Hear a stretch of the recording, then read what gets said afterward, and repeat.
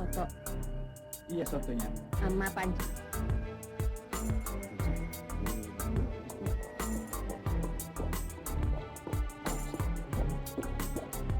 Kita mungkin pernah bangga bahwa genre horor pernah merajai kancah perfilman Indonesia. Bahkan beberapa karya film horor anak bangsa sempat menembus pasaran Amerika, Inggris, hingga ke negeri Sakura Jepang. Alur cerita yang mumpuni, kualitas akting pemain, serta keseriusan penggarapan menjadi modal dasar bagi kualitas film yang dihadirkan. Namun, belakangan ini, di tengah ketatnya era perindustrian perfilman, membuat beberapa rumah produksi mesti memutar otak untuk menghadirkan sajian yang menarik yang mampu menggait penonton sebanyak-banyaknya. Sehingga menjadi seolah-olah kualitas film didasarkan atas beberapa banyak jumlah penontonnya. Maka tak heran film-film Indonesia khususnya genre horor banyak yang melenceng semenjak beberapa tahun belakangan. Bahkan menggunakan langkah-langkah kontroversi untuk menarik perhatian masyarakat. Genre horor yang biasanya mengalirkan kisah-kisah horor yang mencekam berubah menjadi dokumentasi eksploitasi tubuh para aktrisnya. Judulnya pun dibuat seberagam dan semenarik mungkin. Itu pun jika kita telusuri lebih lanjut lagi film tersebut, kita bahkan nyaris tidak bisa menemukan korelasi antara judul film dan isi dari film tersebut. Sehingga tak heran dari awal kemunculannya pun tak jauh dari kata kontroversi. Nah, berikut merupakan film-film horor Indonesia yang sempat mengundang kontroversi pilihan Simple Mystery. Yang pertama ada film Pocong Mandi Goyang Pinggul. Entah apa maksud dari judul Pocong Mandi Goyang Pinggul garapan dari sutradara Yoyok dan diproduksi oleh kakak Deiraj. Bagaimana tidak, jika kita telusuri lagi filmnya, bahkan nyaris tidak ada suatu scene yang menampilkan pocong yang lagi mandi apalagi sampai menggoyangkan pinggulnya. Tidak hanya sampai di situ saja, intinya adalah tidak ada korelasi yang jelas antara alur cerita beserta judul dari film tersebut. Sehingga film tersebut hanya terkesan menjual judulnya saja.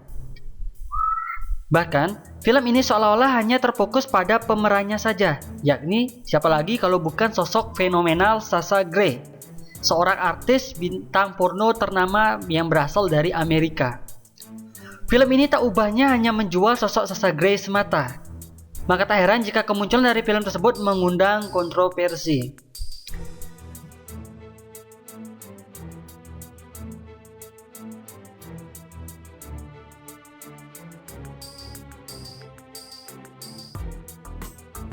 Yang kedua ada Arwah Goyang Karawang. Film ini bahkan sudah mengundang kontroversi ketika sudah mulai diproduksi. Anda tentu masih ingat dengan sosok pemeran yang tak kalah kontroversi yakni Jupe dan DP yang sempat adu jotos ketika memerankan sebuah peran dalam film tersebut. Berikut cuplikannya.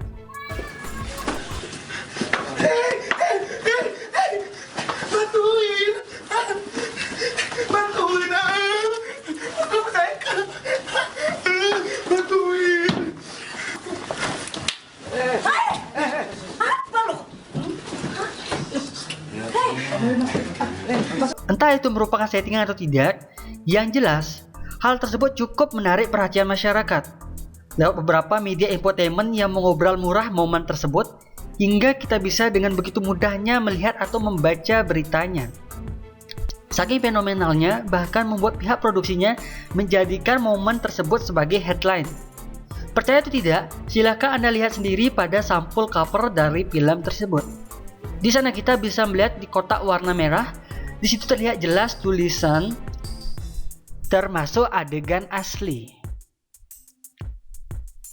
Kalau kita jeli tentu sudah terlihat jelas bukan? Apakah adegan tersebut settingan untuk meningkatkan popularitas film tersebut ataukah tidak?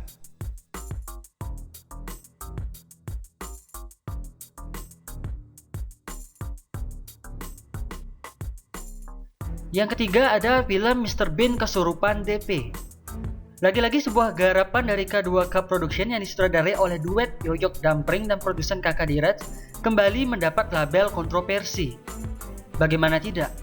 Dari awal masa produksi, sang produser bersikukuh bahwa pemeran Mr. Bean dalam film tersebut akan langsung dibawakan oleh aktor kenamaan Rowan Atkinson dari Inggris.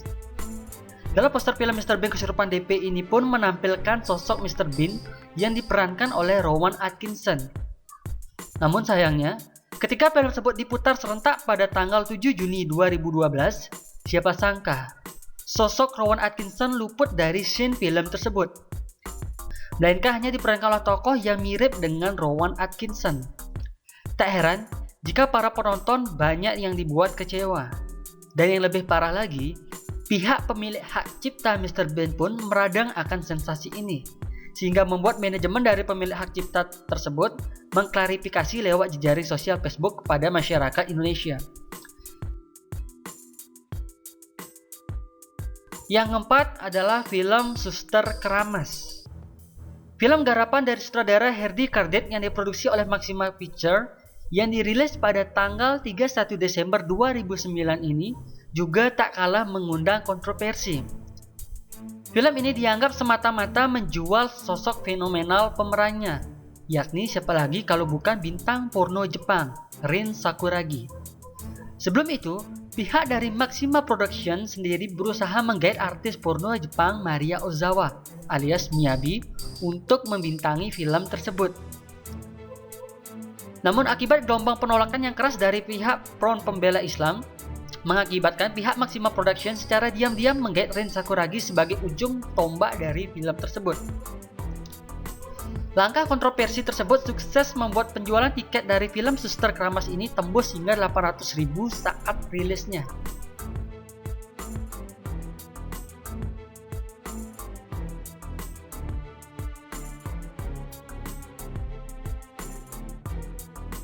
Yang kelima, ada film Rintihan Kuntilanak Perawan. Duet Kakak Dirat dan Yoyo Damping memang sungguh lihai menjual judul-judul yang menarik.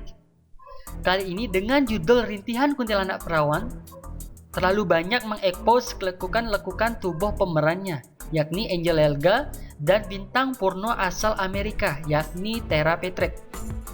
Seolah-olah dilihat dari judulnya saja sudah terkesan kalau film ini lebih menjual unsur seksualitas untuk menjadi daya tarik utamanya. Ditambah lagi dengan pemeran artis panasnya yang membuat film ini dikecam oleh beberapa elemen masyarakat. Namun setidaknya film tersebut sukses menarik perhatian masyarakat Indonesia.